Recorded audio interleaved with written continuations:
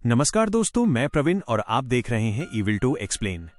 आज मैं एक्सप्लेन करने वाला हूं कन्नाडा हॉरर मूवी ना निन्ना बदलारे।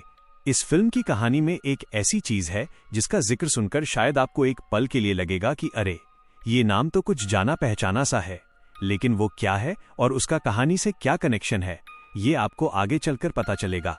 और दोस्तों, इसी के साथ हमने चैनल पर कुछ नया शुरू करने का भी सोचा है। अब हर हफ्ते बुधवार को एक इंडोनेशियन हॉरर मूवी का एक्सप्लेनेशन आपको देखने को मिलेगा और शनिवार को हमारी बाकी हॉरर मूवीज की तरह वीडियो आती रहेगी। ये हमारे चैनल पर एक छोटा सा नया एक्सपेरिमेंट है जिसमें हम आपके लिए कुछ अलग और नई तरह की हॉरर कहानियां लेकर आएंगे। तो हमारे इस नए प्रयास को भी अपना प्यार और सपोर्ट जरूर देना। तो चलिए, बिना किसी देरी के चलते हैं सीधे फिल्म की तरफ। तो फिल्म की स्टार्टिंग में हम कुछ यूट्यूबर्स को देखते हैं जो कि घोस्ट हंटर्स नाम का चैनल चलाते थे। इनकी टीम में टोटल 5 मेंबर्स होते हैं, 4 लड़के होते हैं और 1 लड़की होती है। ये सब अलग अलग हंटेड प्लेसेस पर जाके पता लगाते थे कि वो जगह सच में हंटेड है या फिर नहीं। आज रात ये लोग कठले काडू नाम के गांव में आए थे। गांव वालों का कहना है कि यहाँ के गेरू दादा टका घर हंटेड है। रात को जो भी वहां जाता है वो कभी लौटकर वापस नहीं आता। अब इस बात में कितनी सच्चाई है, इसी बात का पता लगाने ये लोग आए थे। टीम का जो मेन बंदा था उसने हाथ में एक बड़ा सा डिवाइस ले रखा था जो कि भूतों के बारे में सिग्नल देता था। काफी देर यहाँ समय बिताने के बाद इन्हें यहाँ कोई भी भूत या एनर्जी के होने का एक भी साइन नहीं मिलता, जिससे सबको यही लगता है कि ये जगह बिल्कुल भी हंटेड नहीं है। लेकिन तभी वहाँ एक स्मोक जैसी अजीब सी चीज दिखाई देती है जो इनके बीच में से निकलती हुई पीछे खिड़की तोड़ते हुए बाहर निकल जाती है। इसी के साथ डिवाइस सिग्नल देने लगता है। फिर वो सब खिड़की से बाहर देखते हैं तो सामने झूले पर एक साया दिखाई देता है। वो लोग तुरंत भागकर बाहर चेक करने जाते हैं, लेकिन तब तक वो साया वहां से गायब हो जाता है। वो लोग हैरान हो जाते हैं कि यहाँ पर कुछ तो था, एकदम से कहाँ गायब हो गया। तभी दूसरे ही पल वो साया उन्हें घर के अंदर दिखाई देता है। सब घर के अंदर भागकर उसे पकड़ने जाते हैं, लेकिन तब तक वो गायब हो चुका था। घर के जिस एरिया में वो दिखाई दिया था वो सब वहीं पर इन्वेस्टिगेट करने लगते हैं। तभी फिर से डिवाइस सिग्नल दिखाने लगता है और उसे फॉलो करते हुए सभी एक रूम तक पहुंचते हैं। इससे पहले ये कुछ समझ पाते, एकदम से इनके ऊपर अटैक हो जाता है। वहां आसपास जो भी चीजें थी, बुक्स वगैरह, सब इनके ऊपर उछलकर आती हैं। सब लोग भागकर यहाँ वहां छुप जाते हैं। कोई टेबल के नीचे छुप जाता है, कोई पर्दे के पीछे छुप जाता है तो कोई दरवाजे के पीछे छुप जाता है। तभी वहां पर कोई डेमोनिक फिगर दिखाई देता है जिसकी बॉडी जले हुए अंगारे की तरह दिख रही थी। टेबल के नीचे वाला बंदा बस उसके पैरों को देख पा रहा था जो उसके आसपास ही चल रहा था, जिससे वो बंदा काफी डर जाता है। लेकिन तभी वो डीमन अचानक से पर्दे वाले बंदे को हट करके उसे नीचे गिरा देता है। फिर वो पर्दा हवा में फ्लोट करने लगता है और एकदम से उस बंदे के फेस से लिपट जाता है और बहुत ही अजीब तरह से उसकी मौत हो जाती है। इसी तरह एक एक करके बाकी दोनों लड़के भी मारे जाते हैं। दूसरी तरफ टीम का लीडर और वो लड़की अभी भी खुले में घूम रहे थे। तभी एक नाइफ चाकू उड़ के आता है और सीधा उस आदमी के गर्दन में जाके लगता है और मौके पर ही उसकी मौत हो जाती है। अब लास्ट में बस वो लड़की बची थी। जैसे तैसे वो वहां से निकलकर कार तक पहुंचती है। तभी इतने में ऊपर से उसके हाथ पर खून की बूंदें गिरने लगती हैं। फिर जैसे ही वो ऊपर देखती है, कोई उस पर भी अटैक कर देता है और इस तरह से घोस्ट हंटर्स की पूरी टीम निपट जाती है। अब इसके बाद सीन शिफ्ट होता है और हम ऋषि नाम के लड़के को देखते हैं। उसे ब्रिज के नीचे नदी किनारे एक लड़की घायल हालत में मिलती है, जिसे वो उठाकर हॉस्पिटल ले जाता है। इसी दौरान वो उस लड़की के हाथ पर चार्वी नाम का टैटू देखता है, जिससे उसे समझ आता है कि इस लड़की का नाम चार्वी होगा। कुछ टाइम बाद वो डॉक्टर से पूछता है कि अब चार्वी कैसी है। डॉक्टर बताती है कि अब वो खतरे से बाहर है और जल्दी ही रिकवर हो जाएगी, लेकिन एक दिक्कत है, वो अपनी याददाश्त खो चुकी है। वो कौन है, कहाँ से आई है, उसका नाम क्या है, उसे कुछ भी याद नहीं। अब लगभग 1 साल तक चार्वी का इलाज चलता है, लेकिन उसकी याददाश्त में कोई सुधार नहीं आता। इस दौरान ऋषि चार्वी को अपने घर पर ही रख रहा था। एक दिन डॉक्टर उसे सजेस्ट करती है कि चार्वी को बाहर घुमाने फिराने ले जाओ, नई नई जगह दिखाओ, शायद कुछ देखकर उसे कुछ याद आ जाए। इसके साथ ही वो कहती है कि पुलिस चार्वी के घर वालों का पता लगा सकती है, इस मामले में तुम्हें पुलिस से भी हेल्प लेनी चाहिए। डॉक्टर के कहने पर ऋषि पुलिस स्टेशन जाकर बात करता है। अब वहां का जो ऑफिसर होता है वो ऋषि का ही दोस्त था। वो कहता है कि तुम पुलिस के पास पहले क्यों नहीं आए, 1 साल का वेट क्यों किया। ऋषि कहता है, क्योंकि चार्वी मुझे जिस हालत में मिली थी, मुझे शक था कि कहीं इसके घर वाले ही तो इसके दुश्मन नहीं हैं। चार्वी की सेफ्टी के साथ मैं कोई रिस्क नहीं लेना चाहता था। मैंने सोचा था कि जब उसकी याददाश्त वापस आ जाएगी तभी मैं कोई एक्शन लूंगा, लेकिन ऐसे ही 1 साल बीत गया और उसकी हालत में कोई सुधार नहीं आया, इसलिए मजबूरी में मुझे आपके पास आना पड़ा। ऑफिसर कहता है, ठीक है, मुझे कुछ दिनों का टाइम दो, मैं पता करके बताता हूँ। इसी बीच ऋषि चार्वी को घुमाने फिराने ले जाता है, उसे कई सारी जगह दिखाता है, लेकिन चार्वी को कुछ भी याद नहीं आता। फिर एक दिन ऋषि को उस ऑफिसर का कॉल आता है। वो उसे बताता है कि चार्वी के बारे में ज्यादा कुछ तो पता नहीं चला है, बस एक बात पता चली है कि 1 साल पहले माडिकेरी डिस्ट्रिक्ट के कठलेकाडू पुलिस स्टेशन में चार्वी की मिसिंग रिपोर्ट फाइल की गई थी। तुम वहां के इंचार्ज से जाकर बात करो, शायद कुछ काम की इन्फॉर्मेशन निकल आए। जिसके बाद ऋषि चार्वी को लेकर अपने फ्रेंड्स प्रशांत और मीना के साथ कठलेकाडू के लिए निकल जाता है। वहां पहुंचते पहुंचते रात हो जाती है। रास्ते में ऋषि एक आदमी से पूछता है कि कठलेकाडू यहां से कितनी दूर है। वो आदमी कहता है, यहां से 25 किलोमीटर दूर है, आप सीधा जाकर लेफ्ट ले लीजिए। लेकिन वो आदमी उन्हें अभी वहां जाने से मना करता है और कहता है कि यहाँ का रास्ता खराब है, रात को यहाँ से जाना ठीक नहीं है। मेरी माने तो वहां सुबह ही जाना सेफ रहेगा। अब इनके साथ लड़कियां भी थीं, तो ये लोग रिस्क नहीं लेते और रात में एक होटल में जाकर स्टे करते हैं। फिर अगले दिन ऋषि प्रशांत को लेकर कठलेकाडू पुलिस स्टेशन जाता है, जहां पर उन्हें पता चलता है कि जिस बंदे ने मिसिंग रिपोर्ट फाइल की थी वो कभी लौटकर दोबारा यहाँ पता करने आया ही नहीं। उसका नाम भी इन्हें पता नहीं चल पाता। असल में एक बार बारिश का पानी स्टेशन के अंदर आ गया था, जिससे कुछ फाइलें करप्ट हो गई थीं, जिस कारण उस बंदे का नाम भी मिट चुका था। हाँ, लेकिन एड्रेस बचा हुआ था। और दोस्तों, ये एड्रेस कहीं और का नहीं बल्कि गेरू दादा एस्टेट के उसी हंटेड घर का था, जिसके बारे में इन लोगों को बिल्कुल भी आइडिया नहीं था। खैर, दोनों आसपास के लोगों को चार्वी का फोटो दिखाकर गेरू दादा एस्टेट के बारे में पूछते हैं, लेकिन न तो कोई उस जगह के बारे में बता रहा था और न कोई चार्वी को पहचान रहा था। ऋषि को ये सब बहुत अजीब लगता है कि जब चार्वी इसी गांव की रहने वाली है तो कोई उसे पहचानता क्यों नहीं। इसी दौरान वे एक बूढ़े आदमी से गेरू दादा एस्टेट वाले घर के बारे में पूछते हैं। यह सुनते ही वो आदमी पागल सा हो जाता है। कहता है, अब वहां कोई घर नहीं है, सब कुछ जल गया है, वहां मत जाना, वो घर भूतिया है, वहां मौत का साया है, वहां तुम्हें कुछ नहीं मिलेगा, वहां सिर्फ मौत मिलती है, मौत। और उन्हें वहां से वापस लौट जाने के लिए कहता है। अब इस चीज से दोनों का मूड खराब हो जाता है, तो मूड फ्रेश करने के लिए दोनों एक जगह पर रुककर नारियल पानी पीते हैं। इसी दौरान प्रशांत कहता है, बड़ी अजीब सी बात है, पुलिस को नहीं पता कि वो घर जल गया है, और अगर पता था तो हमें एड्रेस ही क्यों दिया। नारियल पानी वाला उनकी बातें सुन लेता है। वो कहता है, साहब, जरूर आपको उस पागल बुढ़े ने बताया होगा कि वो घर जल गया है। ऋषि पूछता है, तुम्हें ये कैसे पता? नारियल वाला बताता है, क्योंकि वो सबसे यही कहता है कि वो घर जल गया है, लेकिन ऐसा नहीं है। असल में वो घर सालों से बंद पड़ा है। वहां कौन रहता था, वहां क्या हुआ, ये सब एक राज है। गांव वालों का मानना है कि वो घर भूतिया है, कोई भी उस घर के आसपास नहीं जाता, सब डरते हैं। लेकिन सच्चाई क्या है, ये कोई नहीं जानता। ऋषि कहता है, एक काम करते हैं यार, चल के देखते हैं, क्या पता कुछ काम की इन्फॉर्मेशन हाथ लग जाए। फिर दोनों उस आदमी के बताए हुए रास्ते से घर तक पहुंच जाते हैं। दोनों अंदर जाकर वहां पर छानबीन करते हैं, लेकिन कुछ भी काम का नहीं मिलता। इसके बाद वे वापस जाने लगते हैं। तभी रास्ते में मीना का कॉल आता है। वो काफी घबराई हुई थी। वो कहती है कि चार्वी नहीं मिल रही, वो अचानक कहीं गायब हो गई है। ये सुनकर ऋषि बहुत परेशान हो जाता है और तुरंत प्रशांत को लेकर होटल पहुंचता है। मीना उन्हें बताती है, हम दोनों रूम में थे, चार्वी रूम से बाहर गई, मुझे लगा वो ऐसे ही टहलने गई है, लेकिन फिर वो वापस ही नहीं आई और वह कहीं भी नहीं मिल रही। ऋषि होटल के स्टाफ से सीसीटीवी चेक करने के लिए कहता है, जिसमें वो लोग देखते हैं कि चार्वी बहुत ही अजीब तरह से चल रही थी। फिर होटल के बाहर आकर वो एक आदमी की कार छीनकर भाग जाती है। ये देखकर ऋषि चौंक जाता है, क्योंकि चार्वी को ड्राइविंग आती ही नहीं थी। खैर, वो कार वाला आदमी उनके बगल में ही खड़ा होता है। कार में जीपीएस लगा हुआ था, जिसकी हेल्प से वो चार्वी को ट्रैक करने लगते हैं। वो लोग देखते हैं कि चार्वी गेरू दादा एस्टेट वाले उसी हंटेड घर की तरफ जा रही थी। प्रशांत कहता है कि भाई, कोई बहुत भारी गड़बड़ चल रही है, हमें तुरंत वहां जाकर देखना चाहिए। फिर मीना होटल में रुकती है और दोनों वहां देखने जाते हैं। चार्वी की कार घर के बाहर लगी थी, लेकिन वो कहीं दिखाई नहीं दे रही थी, तो दोनों घर के अंदर जाकर चेक करते हैं। अंदर वही डेमोनिक एंटिटी उन्हें हंट करती है। फिर अचानक से दरवाजा भी बंद हो जाता है और दोनों वहीं पर ट्रैप हो जाते हैं। वहां की सारी चीजें जैसे टेबल लैंप, चेयर वगैरह सब जोर जोर से हिलने लगते हैं और चेयर्स वगैरह उनकी तरफ उछल कर आती हैं, जिससे वो बाल बाल बचते हैं। इसी बीच उन्हें चार्वी एक चेयर पर बैठी दिखाई देती है, जो कि पजेस्ड लग रही थी। फिर अगले ही पल वो उछलकर वॉल पे चढ़ जाती है और बहुत ही गुस्से में ऋषि को देखती है और फिर उस पर अटैक कर देती है। ऋषि को बचाने के लिए प्रशांत एक लकड़ी के टुकड़े से चार्वी को जोर से मारकर दूर कर देता है। फिर ऋषि बेहोश चार्वी को गोद में उठाकर वहां से जाने लगता है, लेकिन तभी चार्वी की बॉडी फ्लोट होकर दूसरी जगह पर आ जाती है।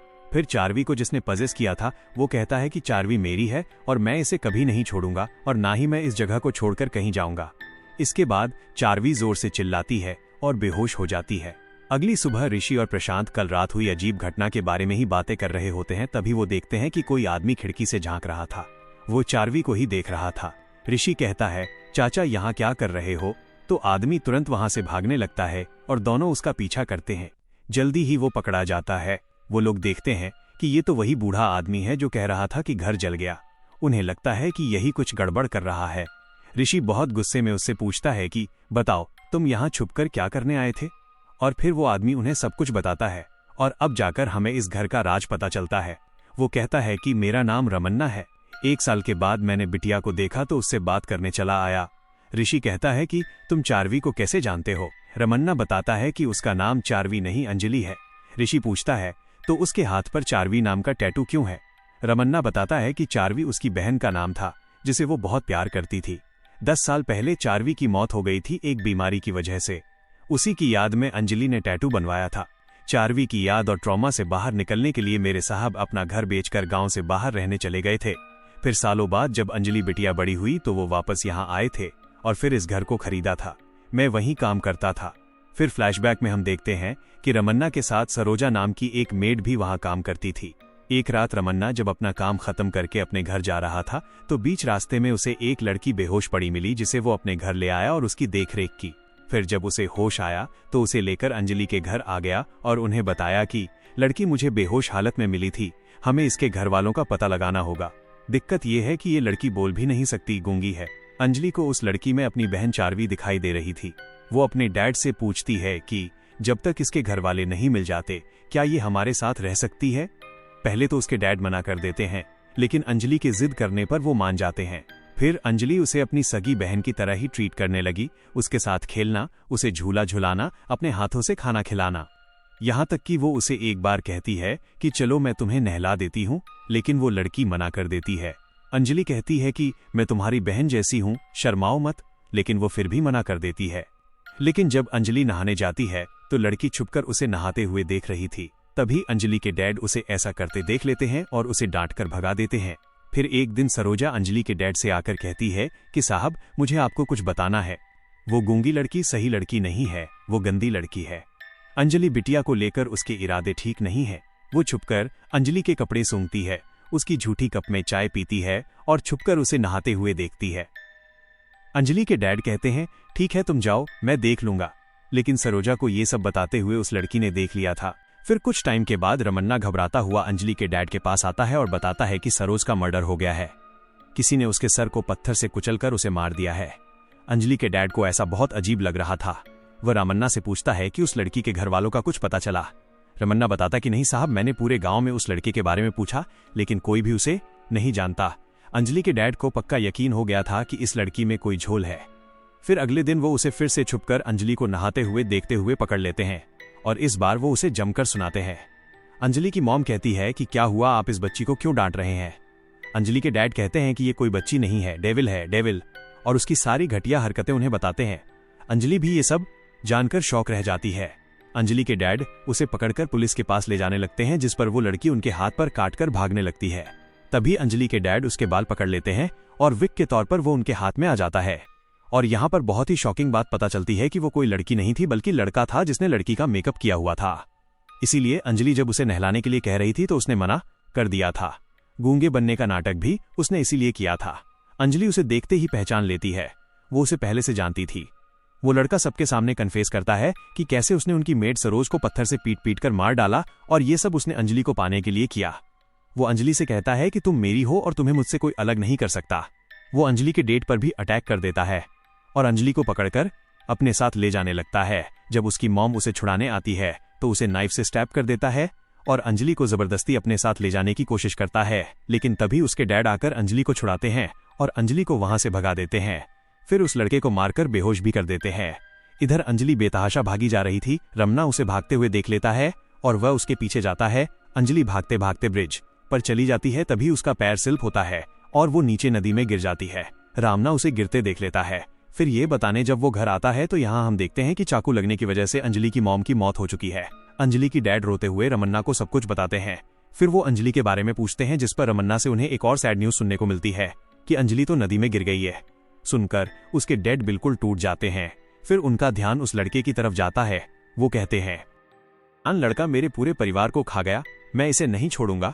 और वो उसे पुलिस के हवाले नहीं करते बल्कि खुद ही उसे जिंदा जला देते हैं। मरते मरते भी वो लड़का यह कहता है कि अंजलि सिर्फ मेरी है और मैं लौट कर आऊंगा। अब कहानी प्रेजेंट में आ जाती है। सब लोग समझ जाते हैं कि इसी लड़के की आत्मा ने अंजलि को पसेस किया है। ऋषि पूछता है कि अंजलि के फादर का क्या हुआ। रमन्ना बताता है कि 1 साल पहले अंजलि की मिसिंग रिपोर्ट उन्हीं ने फाइल की थी, लेकिन अंजलि बेटिया कुछ पता नहीं चला। फिर वो इस गांव को छोड़कर कहीं चले गए। तब से उनकी कोई खोज खबर नहीं, पता नहीं कि वो जिंदा भी है या नहीं। ऋषि रमन्ना से पूछता है कि अच्छा ये बताओ कि तुमने हमसे झूठ क्यों बोला था कि घर जल गया है। रमन्ना कहता है कि मुझे लगा कि आप लोग उस लड़के के बारे में पता करने आए हैं। पुलिस से बचने के लिए मैंने ऐसा कहा था। इसके बाद उन्हें वो पोल दिखाता है जिससे बांधकर उस लड़के को जलाया गया था। इससे पहले ऋषि भूत प्रेत आत्माओं पर बिल्कुल भी यकीन नहीं करता था। पहली बार उसने ऐसा कुछ देखा था। रमन्ना उसे बताता है कि वो एक आदमी को जानता है जो हमारी मदद कर सकता है, और उसे अपने साथ लेकर विद्याशंकरा नाम के एक गुरुजी के पास लेकर जाता है। दोनों गुरुजी को सारी बात बताते हैं। गुरुजी कहते हैं कि तुमने हमें सब कुछ बता दिया, लेकिन उस लड़के के बारे में कुछ नहीं बताया। अभी हम उस लड़के के बारे में कुछ भी नहीं जानते। पहले तुम मुझे उस लड़के के बारे में पूरी इन्फॉर्मेशन ला कर दो। वो लड़का कौन था, उसका नाम क्या था, कहाँ से आया था और उसके फैमिली वाले कौन थे, तभी मैं कुछ कर पाऊंगा। जिसके बाद ऋषि गुरुजी से विदा लेकर उस लड़के के बारे में पता लगाने निकल जाता है। सबसे पहले वो रामन्ना से पूछता है कि क्या तुम्हारे पास उस लड़के से रिलेटेड कोई चीज पड़ी है। रामन ने उसे बता दिया कि जब मुझे वो मिला था तो उसकी ड्रेस पर खून लगा था। मैंने उसे एक दूसरी ड्रेस पर खून लगा था।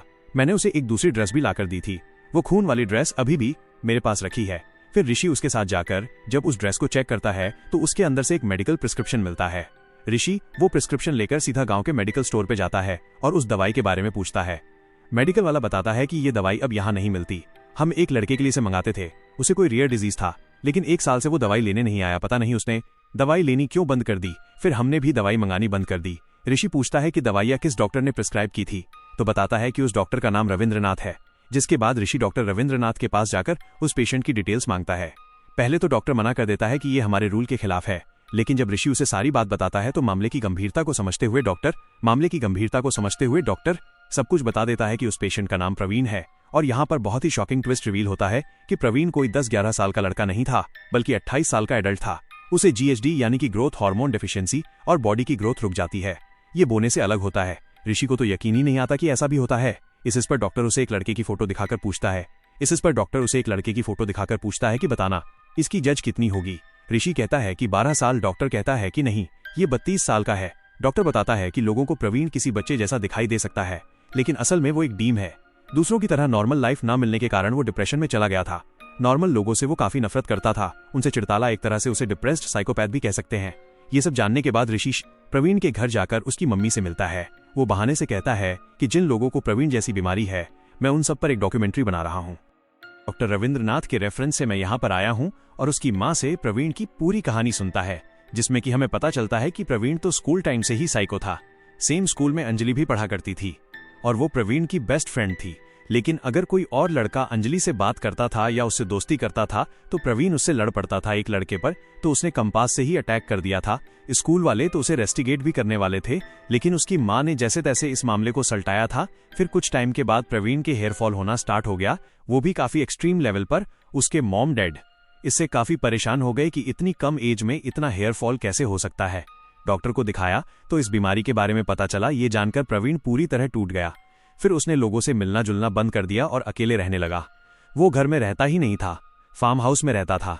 इसके बाद वो ऋषि को फार्म हाउस दिखाती है जहां पर मेकअप का सामान और कुछ ड्रेसेस मिलती हैं, इवन लड़कियों की ड्रेसेस भी। ऋषि पूछता है कि आखिर वो इन सब का करता क्या था। प्रवीण की माँ बताती है कि उसे अलग अलग तरीके से तैयार होना अच्छा लगता था। यहाँ बंद होकर वो अकेले में ये सब करता रहता था। फिर अचानक वो यहाँ से कहीं चला गया और वापस नहीं आया। उसकी याद में उसकी डैड भी चल बसे। फिर जाते जाते ऋषि उसकी मॉम से कहता है कि मुझे आपको एक सच बताना है, और उसे प्रवीण की मौत के बारे में बताता है। ये जानकर उसकी मॉम फूट फूट कर रोती है। इधर ऋषि प्रवीण के बारे में सब कुछ गुरुजी को बता देता है, जिसके बाद गुरुजी प्रवीण से बात करने आते हैं। उसे समझाते हैं कि अंजलि को छोड़ दो, लेकिन प्रवीण नहीं मानता। वो कहता है कि मैं अंजलि से प्यार करता हूँ, वो सिर्फ मेरी है और मैं उसे कभी नहीं छोड़ूंगा। गुरुजी कहते हैं लेकिन क्या अंजलि भी तुमसे प्यार करती है। प्रवीण कहता है कि हाँ, वो मुझसे प्यार नहीं करती, उसने तो मुझे भुला ही दिया था। जब वो गांव वापस आई तब मुझे पता चला कि उसकी शादी होने वाली है। मैं ये हरगिज होने नहीं दे सकता था। वो बताता है कि कैसे उसने, लेकिन मेरे जुनून को नहीं, मैं अंजलि को नहीं छोड़ूंगा। गुरुजी कहते हैं तो फिर ठीक है, तुम्हें अंजलि से अलग करने के लिए मेरे पास और भी तरीके हैं। फिर अगले दिन गुरुजी अपने शिष्यों के साथ आते हैं और पजेस्ड अंजलि पर काबू पाकर उसे अपने साथ ले जाते हैं और गुरु राघवेंद्र स्वामी के मंदिर ले जाकर बांध देते हैं। वहां पर एक तरह का अनुष्ठान किया जा रहा था, लेकिन तभी पजेस्ड अंजलि रस्सियों को तोड़कर आजाद हो जाती है और सबको मारने लगती है। इसी तरह आगे बढ़ते हुए वो अनुष्ठान को रोकने आती है, लेकिन बीच में एक सुरक्षा चक्कर बना हुआ था जिसे वो पार नहीं कर पाती और पीछे जाकर गिरती है। फिर एकदम से वो कहीं गायब हो जाती है। ऋषि जब उसे ढूंढने जाता है तो अचानक से वह उस पर अटैक कर देती है। वो उसे मार ही डालती, लेकिन तभी वहां पर प्रवीण की मां आ जाती है और उसे रोकती है। वह प्रवीण से अंजलि की बॉडी छोड़ने के लिए कहती है, लेकिन जब प्रवीण नहीं मानता तो उसे कोसने लगती है कि मैंने कैसे शैतान को पैदा कर दिया, इससे अच्छा तो मैं तुझे पैदा होते ही मार डाल दी। वो प्रवीण से कहती है कि अगर तूने इस लड़की को नहीं छोड़ा तो मैं खुद को आग लगा लूंगी, जिससे मजबूर होकर फाइनली प्रवीण अंजलि की बॉडी को छोड़कर चला जाता है, जिसके बाद सब कुछ ठीक हो जाता है। फिर एंड में सब गुरुजी का आशीर्वाद लेकर वहां से जाने लगते हैं, लेकिन जब गुरुजी अंजलि के सर पर हाथ रखते हैं तो उन्हें कुछ अजीब सा आभास होता है। उन सब के जाने के बाद गुरुजी अपनी पत्नी को बताते हैं कि खतरा भी टला नहीं है। प्रवीण ने अपनी मां के चलते अभी के लिए भले ही अंजलि को छोड़ दिया हो, लेकिन उसका पीछा नहीं छोड़ा, वो अभी भी उसे पाना चाहता है। दूसरी तरफ हम देखते हैं कि प्रवीण की आत्मा अभी भी अंजलि का पीछा कर रही थी और इसी के साथ यह मूवी यहीं पर द एंड हो जाती है। लास्ट वाले सीन से हम समझ सकते हैं कि जब अंजलि इस गांव में आई थी तभी से प्रवीण की आत्मा उसके पीछे लग गई थी और उसे पजेस कर लिया था और उसे होटल से उसी हंटेड घर में ले गई थी, क्योंकि प्रवीण को अंजलि के साथ उसी घर में रहना था। फिल्म के आखिर में मेकर्स ने कहानी को ओपन एंडिंग के साथ छोड़ दिया है। जिस तरह से कहानी खत्म होती है उसे देखकर ऐसा लगता है कि आगे की कहानी अभी बाकी है और शायद हमें इसका पार्ट 2 भी देखने को मिल सकता है। तो दोस्तों, आज के लिए बस इतना ही। अगर आपको हमारी ये वीडियो पसंद आई हो तो लाइक, शेयर और सब्सक्राइब जरूर करें और अपना सपोर्ट बनाए रखें। आपका सपोर्ट हमें ऐसी ही अलग अलग हॉरर कहानियां आपके लिए लाने की मोटिवेशन देता है। फिर मिलते हैं अगली वीडियो में एक नई कहानी के साथ। तब तक के लिए टेक केयर और कीप वॉचिंग।